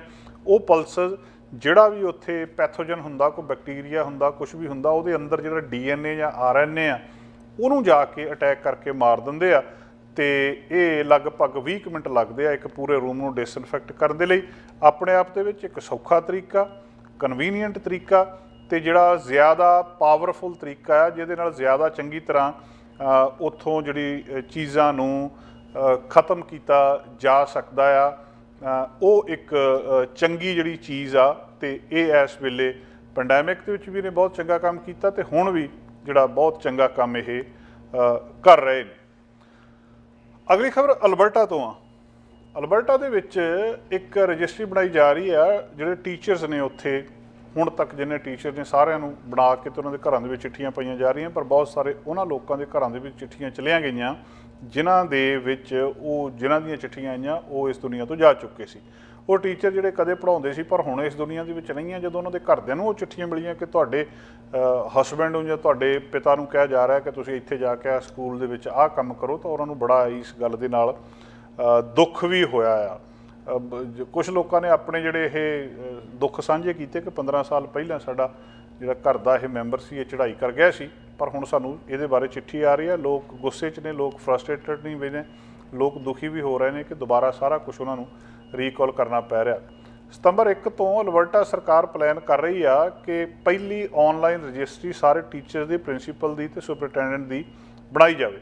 ਸਰਕਾਰ ਇਹ ਕਹਿੰਦੀ ਆ ਕਿ ਇਹਦੇ ਵਿੱਚ 1,62,000 ਦੇ ਕਰੀਬ ਸਰਟੀਫਾਈਡ ਟੀਚਰ ਦਾ ਪ੍ਰੋਵਿੰਸ ਦੇ ਵਿੱਚ ਨਾਂ ਹੋਊਗਾ ਜਿਹੜੇ 1954 ਤੋਂ ਬਾਅਦ ਹੁਣ ਤੱਕ ਸਰਟੀਫਿਕੇਸ਼ਨ ਜਿਹਨਾਂ ਦੀ ਕੀਤੀ ਗਈ ਆ। ਜੇ ਉਹ ਐਕਟਿਵ ਆ ਤਾਂ ਇਨਫੋਰਮੇਸ਼ਨ ਉਹਨਾਂ ਦੇ ਬਾਰੇ ਉੱਥੇ ਹੋਊਗੀ ਵੀ ਜੇ ਸਸਪੈਂਸ਼ਨ ਆ ਜਾਂ ਲਾਇਸੈਂਸ ਉਹਨਾਂ ਦਾ ਕੈਂਸਲ ਕੀਤਾ ਗਿਆ ਜਾਂ ਕੋਈ ਅਨਪ੍ਰੋਫੈਸ਼ਨਲ ਕੰਟੈਕਟ ਕੀਤਾ, ਜਿਹੜਾ ਉਹਨਾਂ ਦਾ ਕੰਡਕਟ ਕੀਤਾ ਜਾਂ ਉਹਨਾਂ ਦੀ ਇਨਕੰਪੀਟੈਂਸ ਆ ਕਿਸੇ ਕੰਮ ਕਰਕੇ, ਵੀ ਉਹ ਟੀਚਰ ਬਾਰੇ ਪੂਰੀ ਜਾਣਕਾਰੀ ਉੱਥੋਂ ਤੁਸੀਂ ਲੈ ਸਕਦੇ ਆ। ਅਤੇ ਉਹ ਬਣਾਉਣ ਦੇ ਲਈ ਫਿਰ ਹੁਣ ਜਿਹੜਾ ਇਹ ਲੈਜਿਸਲੇਚਰ ਪਿਛਲੇ ਸਾਲ ਪਾਸ ਕੀਤਾ ਗਿਆ ਸੀ ਬਿੱਲ 85, ਜਿਹਦੇ ਤਹਿਤ ਸਰਕਾਰ ਕਹਿੰਦੀ ਸੀ ਕਿ ਬਹੁਤ ਸਾਰੀਆਂ ਚੇਂਜਸ ਜਿਹੜੀਆਂ ਨੇ ਕੀਤੀਆਂ ਸੀ। ਉਹਨਾਂ ਦੇ ਵਿੱਚੋਂ ਇੱਕ ਚੇਂਜ ਇਹ ਸੀ ਕਿ ਟੀਚਰਸ ਦੇ ਮਾਮਲੇ ਦੇ ਵਿੱਚ ਸਟੂਡੈਂਟ ਦੀ ਸੇਫਟੀ ਨੂੰ, ਤਾਂ ਕਿ ਵਿਦਿਆਰਥੀਆਂ ਨੂੰ ਧਿਆਨ ਦੇ ਵਿੱਚ ਰੱਖਿਆ ਜਾ ਸਕੇ, ਜਿਹੜੀ ਟਰਾਂਸਪੇਰੈਂਸੀ ਆ ਉਹ ਇਹਦੇ ਵਿੱਚ ਕਰਨ ਦੇ ਲਈ ਇਹ ਸਾਰਾ ਕੁਝ ਬਣਾਇਆ ਜਾ ਰਿਹਾ। ਬ੍ਰਿਟਿਸ਼ ਕੋਲੰਬੀਆ ਦੇ ਵਿੱਚ, ਸਸਕਾਚਵਨ ਦੇ ਵਿੱਚ ਤੇ ਅੰਟਾਰੀਓ ਦੇ ਵਿੱਚ ਪਹਿਲਾਂ ਹੀ ਇਸ ਤਰ੍ਹਾਂ ਦੇ ਜਿਹੜੇ ਆਨਲਾਈਨ ਰਜਿਸਟਰ ਹੈਗੇ ਆ, ਤੇ ਹੁਣ ਉਹਨਾਂ ਦੇ ਵਿੱਚ ਅਲਬਰਟਾ ਦੇ ਵਿੱਚ ਨਾਂ ਪਾਏ ਗਏ ਆ। ਪਰ ਜਿਹੜੇ ਲੋਕ ਇੱਥੋਂ ਦੁਨੀਆ ਤੋਂ ਜਾ ਚੁੱਕੇ ਆ, ਉਹਨਾਂ ਦੇ ਨਾਂ ਵਿੱਚ ਆ ਕੇ ਜਦੋਂ ਉਹਨਾਂ ਦੇ ਘਰਦਿਆਂ ਨੂੰ ਇਹ ਚਿੱਠੀਆਂ ਜਾਂਦੀਆਂ ਤਾਂ ਉਹ ਕੁਦਰਤੀ ਤੌਰ 'ਤੇ ਦੁਖੀ ਹੋ ਰਿਹਾ। ਪਰ ਉਹ ਦੱਸਿਆ ਜਾ ਰਿਹਾ, ਸਰਕਾਰ ਕਹਿ ਰਹੀ ਹੈ ਕਿ ਜਿਹੜੀ ਇਸ ਤਰ੍ਹਾਂ ਦੀ ਕੋਈ ਗੱਲਬਾਤ ਆ ਉਹ ਸਾਨੂੰ ਈਮੇਲ ਕਰਕੇ ਦੱਸ ਦੇਣ, ਅਸੀਂ ਉਹਨੂੰ ਇੱਕ ਵਾਰੀ ਅਪਡੇਟ ਕਰ ਲਈਏ। ਅਤੇ ਲੋਕ ਇਹ ਕਹਿ ਰਹੇ ਆ ਕਿ ਕਿੱਦਾਂ ਦੀ ਸਰਕਾਰ ਆ ਜਿਹਨੂੰ ਇਹ ਨਹੀਂ ਪਤਾ ਕਿ ਇਹਦੇ ਜਿਹੜੀ ਸਟੇਟ ਦੇ ਵਿੱਚ ਕਿਹੜਾ ਟੀਚਰ ਆ ਉਹ ਇਸ ਵੇਲੇ ਹੈਗਾ ਅਤੇ ਕਿਹੜਾ ਇਸ ਦੁਨੀਆ ਤੋਂ ਜਾ ਚੁੱਕਿਆ। ਇਹ ਸਰਕਾਰ ਕਹਿ ਰਹੀ ਹੈ ਕਿ ਉਸੇ ਚੀਜ਼ ਦਾ ਡਾਟਾ ਰੱਖਣ ਦੇ ਲਈ ਅਸੀਂ ਇੱਕ ਵਾਰੀ ਇਹ ਸਾਰੀ ਜਿਹੜੀ ਰਜਿਸਟਰੀ ਆ ਉਹ ਬਣਾ ਰਹੇ ਹਾਂ। ਅਗਲੀ ਖਬਰ ontario ਤੋਂ। ontario ਦੇ ਵਿੱਚ ਇੱਕ ਪਲਾਨ ਕੀਤਾ ਜਾ ਰਿਹਾ ਕਿ ਜਿਹੜੇ ਬਜ਼ੁਰਗ ਨੇ, ਵੱਡੀ ਉਮਰ ਦੇ ਪੇਸ਼ੈਂਟ ਨੇ ਔਰ ਕਰੋਨਿਕਲੀ ਇਲ ਪੇਸ਼ੈਂਟਸ ਨੇ, ਉਹਨਾਂ ਨੂੰ ਹਸਪਤਾਲਾਂ ਤੋਂ ਬਾਹਰ ਲੌਂਗ ਟਰਮ ਕੇਅਰ ਹੋਮਸ ਦੇ ਵਿੱਚ ਭੇਜ ਦਿੱਤਾ ਜਾਵੇ। ਅਤੇ ਦੂਜੇ ਪਾਸੇ ਹੁਣ ਉਸ ਗੱਲ ਨੂੰ ਚੈਲੰਜ ਆ ਰਿਹਾ, ਕਾਨੂੰਨੀ ਤੌਰ 'ਤੇ ਲੋਕ ਇਹਨੂੰ ਮਤਲਬ ਉਹਦੇ ਬ੍ਰੀਚ ਦੱਸ ਰਿਹਾ ਪੇਸ਼ੈਂਟ ਦੇ ਹਿਊਮਨ ਰਾਈਟਸ ਦੇ ਉੱਤੇ, ਕਿ ਉਹਦੇ ਮਨੁੱਖੀ ਅਧਿਕਾਰਾਂ ਦੀ ਤੁਸੀਂ ਉਲੰਘਣਾ ਕਰ ਰਹੇ ਆ। ਪਿਛਲੇ ਹਫ਼ਤੇ ਇਹ ਲੈਜਿਸਲੇਸ਼ਨ ਸਾਹਮਣੇ ਆਇਆ ਸੀ, ਜਿਹਦੇ ਵਿੱਚ ਕਿਹਾ ਗਿਆ ਸੀ ਕਿ ਹਸਪਤਾਲਾਂ ਦੇ ਵਿੱਚ ਉਹ ਮਰੀਜ਼ ਜਿਨ੍ਹਾਂ ਨੂੰ ਹੁਣ ਅਕਿਊਟ ਕੇਅਰ ਦੀ ਬਹੁਤ ਜ਼ਿਆਦਾ ਦੇਖਭਾਲ ਦੀ ਲੋੜ ਨਹੀਂ, ਪਰ ਫਿਰ ਵੀ ਉਹਨਾਂ ਨੂੰ ਇਹ ਦੇਖਭਾਲ ਚਾਹੀਦੀ ਹੈ, ਉਹਨਾਂ ਨੂੰ ਕਿਸੇ ਨਾ ਕਿਸੇ ਤਰ੍ਹਾਂ ਹਸਪਤਾਲ ਦੇ ਵਿੱਚੋਂ ਕੱਢ ਦਿੱਤਾ ਜਾਵੇ ਅਤੇ ਲੌਂਗ ਟਰਮ ਕੇਅਰ ਹੋਮ ਦੇ ਵਿੱਚ ਭੇਜ ਦਿੱਤਾ ਜਾਵੇ। ਅਤੇ ਇਹਦੇ ਵਿੱਚ ਇਹ ਵੀ ਆ ਕਿ ਬਹੁਤ ਸਾਰੇ ਦੂਰ ਦੁਰਾਡੇ ਥਾਵਾਂ ਦੇ ਉੱਤੇ ਵੀ ਹੈਗੇ ਆ, ਅਤੇ ਡੇ ਟੂ ਡੇ ਕੇਅਰ ਦੇ ਵਿੱਚ ਉਹਨਾਂ ਨੂੰ ਵੀ ਮੁਸ਼ਕਿਲ ਆ ਰਹੀ ਆ। ਜਿਹੜੇ ਇਸ ਮਾਮਲੇ ਦੇ ਵਿੱਚ ਉੱਥੋਂ ਦੇ ਲੌਂਗ ਟਰਮ ਕੇਅਰ ਮਿਨਿਸਟਰ ਨੇ, ਜਿਹੜੇ ਉਹਨਾਂ ਨੇ ਕਿਹਾ ਸੀ ਕਿ ਪਹਿਲਾਂ ਉਹਨਾਂ ਨੇ ਇਹ ਕਿਹਾ ਸੀ ਕਿ ਕਿਸੇ ਪੇਸ਼ੈਂਟ ਨੂੰ ਅਸੀਂ ਜ਼ਬਰਦਸਤੀ ਉਹਦੇ ਘਰ ਦੇ ਵਿੱਚ ਨਹੀਂ ਭੇਜਾਂਗੇ, ਵੀ ਜਾਂ ਉਹਨੂੰ ਇਸ ਤਰ੍ਹਾਂ ਨਹੀਂ ਭੇਜਾਂਗੇ। ਪਰ ਹੁਣ ਦੱਸਦੇ ਆ ਕਿ ਜਿਹੜੇ ਉਹਨਾਂ ਨੂੰ ਹਸਪਤਾਲ ਵੀ ਬਦਲੇ ਜਾ ਸਕਦੇ ਆ, ਉਹਨਾਂ ਨੂੰ ਹੋਰ ਥਾਵਾਂ ਦੇ ਉੱਤੇ ਭੇਜਿਆ ਜਾ ਸਕਦਾ, ਲੌਂਗ ਟਰਮ ਕੇਅਰ ਦੇ ਵਿੱਚ ਵੀ ਭੇਜਿਆ ਜਾ ਸਕਦਾ। ਇਹਦੇ ਨਾਲ ਇਸ ਵੇਲੇ ਇੱਕ ਕੰਟਰੋਵਰਸੀ ਉੱਥੇ ontario ਦੇ ਵਿੱਚ ਪੈਦਾ ਹੋਈ ਹੈ। ਬਹੁਤ ਸਾਰੇ ਲੋਕ ਸਰਕਾਰ ਦੇ ਇਸ ਸਟੈਪ ਦਾ ਵਿਰੋਧ ਕਰਨ ਦੀ ਰਾਏ ਬਣਾ ਰਹੇ ਆ ਕਿ ਸਰਕਾਰ ਜੋ ਕੁਝ ਕਹਿ ਰਹੀ ਹੈ, ਇਸ ਤਰੀਕੇ ਦੇ ਨਾਲ ਜਿਹੜਾ ਨੋਰਮਲੀ ਪ੍ਰੋਸੈਸ ਹੁੰਦਾ ਹੈ ਕਿ ਪੇਸ਼ੈਂਟ ਜਦੋਂ ਇੱਕ ਥਾਂ ਦੇ ਉੱਤੇ ਉਹਦੀ ਹਸਪਤਾਲ ਦੇ ਵਿੱਚ ਉਹਨੂੰ ਬਾਹਰ ਕੱਢਿਆ ਜਾਂਦਾ, ਫਿਰ ਉਹ 5 ਹੋਮਸ ਦੇ ਲਈ ਅਪਲਾਈ ਕਰਦਾ ਅਤੇ ਵੇਟ ਲਿਸਟਡ ਜਿੱਥੇ ਉਹ ਹੁੰਦਾ ਆ, ਇਹਦੇ ਤੋਂ ਬਾਅਦ ਫਿਰ ਡਿਸੀਜਨ ਮੇਕਿੰਗ ਜਿਹੜੀ ਉਹ ਕੀਤੀ ਜਾਂਦੀ ਆ। ਸੋ ਜਿਹੜੇ ਮਰੀਜ਼ ਹਸਪਤਾਲਾਂ ਦੇ ਵਿੱਚ ਨੇ, ਉਹਨਾਂ ਨੂੰ ਲੌਂਗ ਟਰਮ ਕੇਅਰ ਦੇ ਵਿੱਚ ਭੇਜਣ ਦੇ ਲਈ ਜਿਹੜੀ ਸਰਕਾਰ ਦੇ ਕੁਛ ਯਤਨ ਨੇ, ਉਹਨਾਂ ਦੇ ਉੱਤੇ ਇਸ ਵੇਲੇ ਸਵਾਲ ਉੱਠ ਰਿਹਾ ਅਤੇ ਲੋਕ ਇਹਦਾ ਵਿਰੋਧ ਕਰ ਰਹੇ ਆ। ਪ੍ਰੋਗਰਾਮ ਦੇ ਅਗਲੇ ਹਿੱਸੇ ਵਿੱਚ ਦੋਸਤੋ ਆਪਾਂ ਸਭ ਤੋਂ ਪਹਿਲਾਂ ਗੱਲਬਾਤ ਕਰਨੀ ਆ ਕੁਲਦੀਪ ਸਿੰਘ ਸਿੱਧੂ ਹੋਣਾ ਨਾਲ, ਖਾਲਸਾ ਕ੍ਰੈਡਿਟ ਯੂਨੀਅਨ ਤੋਂ ਇੰਟਰਸਟ ਰੇਟ ਬਾਰੇ, ਅਤੇ ਉਹਦੇ ਤੋਂ ਬਾਅਦ ਕੁਲਦੀਪ ਪੇਲੀਆ ਜੀ ਜਿਹੜੇ ਸਰੀ ਦੇ ਮੇਅਰ ਦੀ ਚੋਣ ਲੜ ਰਹੇ ਨੇ, ਉਹਨਾਂ ਦੇ ਨਾਲ ਖਾਸ ਗੱਲਬਾਤ ਕਰਦੇ। ਦੋਸਤੋ ਅੱਜ ਅਸੀਂ ਆਏ ਹਾਂ ਖਾਲਸਾ ਕ੍ਰੈਡਿਟ ਯੂਨੀਅਨ ਸਰਦਾਰ ਕੁਲਦੀਪ ਸਿੰਘ ਸਿੱਧੂ ਹੋਣਾ ਨਾਲ ਖਾਸ ਗੱਲਬਾਤ ਕਰਨ ਦੇ ਲਈ। ਗੱਲਬਾਤ ਇਹ ਆ ਵੀ ਇੱਕ ਤਾਂ ਅਗਲੇ ਮਹੀਨੇ ਫੇਰ bank of Canada the meeting ਹੋਣੀ ਹੈ, ਅਤੇ ਉਹਦੇ 'ਚ ਪਤਾ ਲੱਗਣਾ ਵੀ ਇੰਟਰਸਟ ਰੇਟ ਵਧਣੇ ਆ ਕਿ ਨਹੀਂ ਵਧਣੇ। ਸਾਲ 'ਚ 8 ਵਾਰੀ bank of Canada the meeting ਹੁੰਦੀ ਆ। ਪਿਛਲੀ ਵਾਰੀ ਇਹ ਬਹੁਤ ਮਹੱਤਵਪੂਰਨ ਰਹੀ ਆ ਕਿਉਂਕਿ ਲਗਾਤਾਰ ਵਿਆਜ ਵੱਧਦੇ ਰਹੇ ਆ। ਇੱਕ ਤਾਂ ਗੱਲ ਇਹਨਾਂ ਨੂੰ ਇਹ ਪੁੱਛਣੀ ਆ ਕਿ ਕੀ ਇਸ ਵੇਲੇ ਗੱਲਬਾਤ ਚੱਲ ਰਹੀ ਆ, ਕੀ ਆਸ ਆ ਅਗਲੀ ਮੀਟਿੰਗ ਦੇ ਵਿੱਚ ਕੀ ਹੋਊਗਾ, ਵਿਆਜ ਹੋਰ ਵਧਣਗੇ। ਅਤੇ ਦੂਜੀ ਗੱਲਬਾਤ ਇਹ ਕਰਨੀ ਹੈ ਕਿ ਜੋ ਕੁਛ ਪਹਿਲਾਂ ਬੈਂਕ ਆਫ ਕੈਨੇਡਾ ਨੇ ਕੀਤਾ, ਜਿਹੜਾ ਉਹਨਾਂ ਦਾ ਮੰਤਵ ਸੀ ਵਿਆਜ ਵਧਾਉਣ ਦਾ, ਉਹਦੇ ਨਾਲ ਵਿਆਜ ਦਰਾਂ ਵਧਾਉਣ ਦਾ, ਉਹਦੇ ਨਾਲ ਉਹ ਮੰਤਵ ਹੱਲ ਹੋ ਗਿਆ। ਅਤੇ ਮਿਨੀਮਮ ਕਿੰਨੀ ਡਾਊਨ ਪੇਮੈਂਟ ਦੇ ਕੇ ਬ੍ਰਿਟਿਸ਼ ਕੋਲੰਬੀਆ ਦੇ ਵਿੱਚ ਘਰ ਲਿਆ ਜਾ ਸਕਦਾ। ਸਿੱਧੂ ਸਾਹਿਬ, ਅਗਲੀ ਮੀਟਿੰਗ ਕਦੋਂ ਹੋ ਰਹੀ ਹੈ ਬੈਂਕ ਆਫ ਕੈਨੇਡਾ ਦੀ, ਅਤੇ ਕੀ ਇਕੋਨੋਮਿਸਟ ਜਿਹੜੇ ਉਹ ਆਸ ਕਰ ਰਹੇ ਇਹਦੇ 'ਚ? ਜਿਹੜੀ ਨੈਕਸਟ ਮੀਟਿੰਗ ਹੋ ਰਹੀ ਹੈ ਉਹ ਹੈਗਾ ਸਤੰਬਰ 7 ਨੂੰ, ਮਤਲਬ ਕਿ 2 ਵੀਕ ਬਾਅਦ ਹੀ। ਅਤੇ ਓਵਰਆਲ ਦੇਖੋ, ਜਦੋਂ ਹੁਣ ਤੁਸੀਂ ਪਿੱਛੇ ਅਮਰੀਕਾ ਨੇ ਜਿਹੜਾ ਉਹਨਾਂ ਨੇ 0.75 ਇਨਕਰੀਜ਼ ਕੀਤਾ।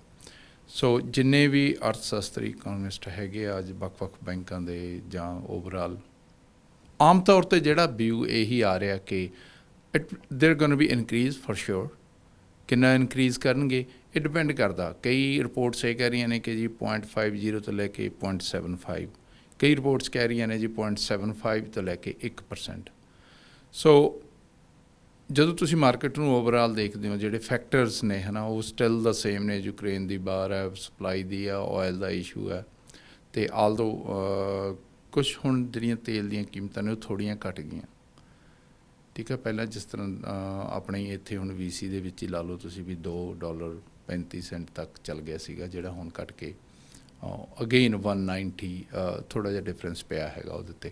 ਸੋ ਲੱਗਦਾ ਹੈ ਜੀ ਇਨਕਰੀਜ਼ ਹੋਏਗਾ 0.5 ਤੋਂ ਲੈ ਕੇ 1% ਦੇ ਇਨ ਬਿਟਵੀਨ ਹੋਏਗਾ।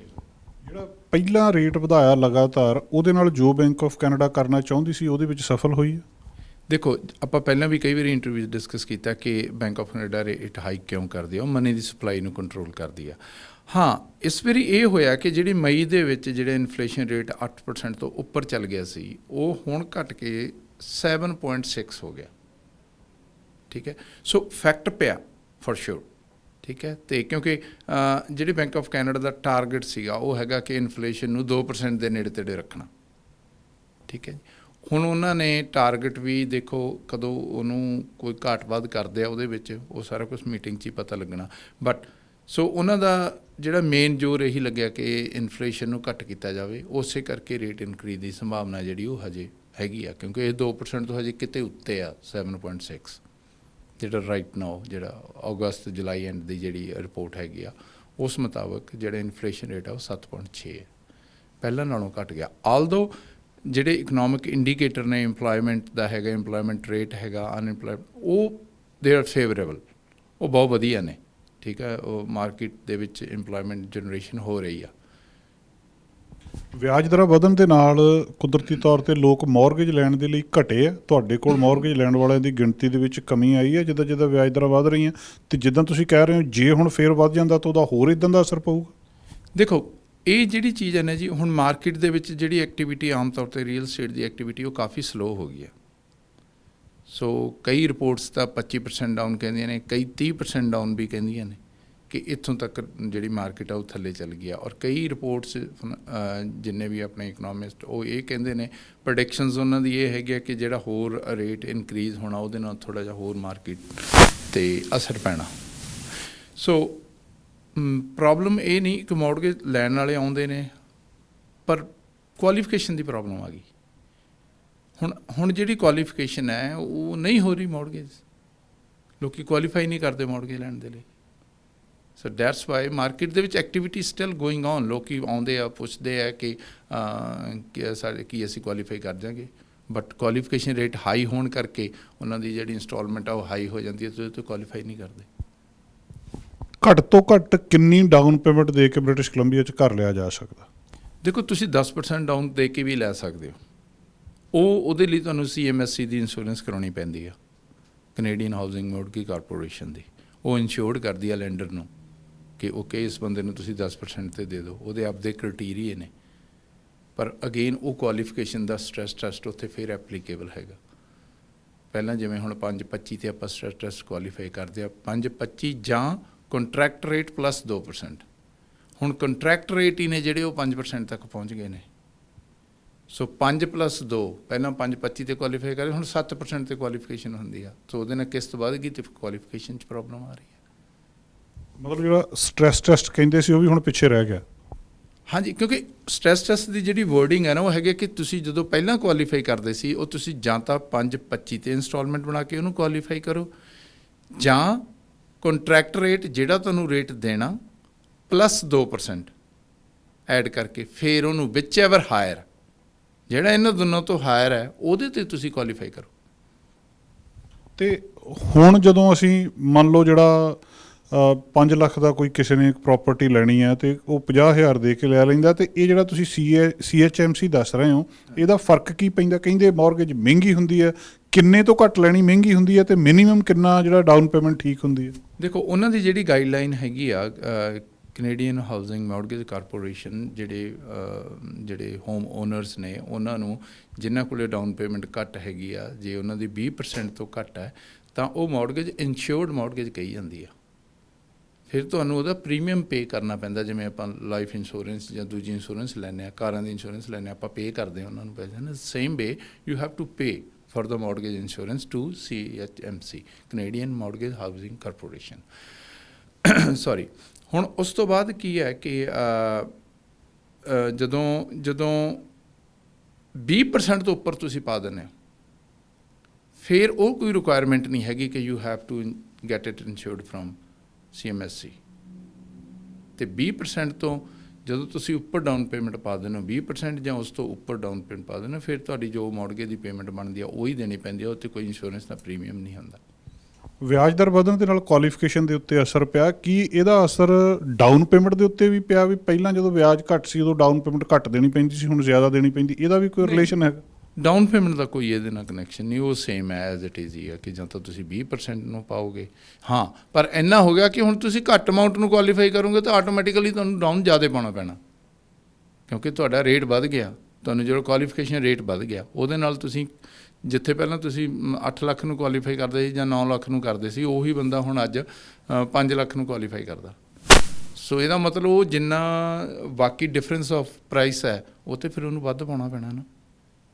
ਜਿਹੜਾ ਬੰਦਾ ਪਹਿਲੀ ਵਾਰ ਘਰ ਲੈਂਦਾ ਜਾਂ ਦੂਜੀ ਵਾਰ ਘਰ ਲੈਂਦਾ, ਉਹਨੂੰ ਮੌਰਗੇਜ ਦੇ ਵਿੱਚ ਵੱਡਾ ਫਰਕ ਕੀ ਹੁੰਦਾ? ਵੀ ਉਹਨੂੰ ਜਿਹੜਾ ਫਸਟ ਟਾਈਮ ਹੋਮ ਬਾਇਰ ਉਹਨੂੰ ਕੋਈ ਖਾਸ ਛੋਟ ਹੁੰਦੀ ਹੈ? ਇਹ ਕਈ ਪ੍ਰੋਵਿੰਸਿਸ ਦੇ ਵਿੱਚ ਨਾ ਉਹਨਾਂ ਦੇ ਆਪਣੇ ਇਨਸੈਂਟਿਵਸ ਹੈਗੇ ਨੇ, ਕਈਆਂ ਦੀ ਸਕੀਮ ਹੁੰਦੀ ਆ, ਪਰ as for as qualification is concern is the same.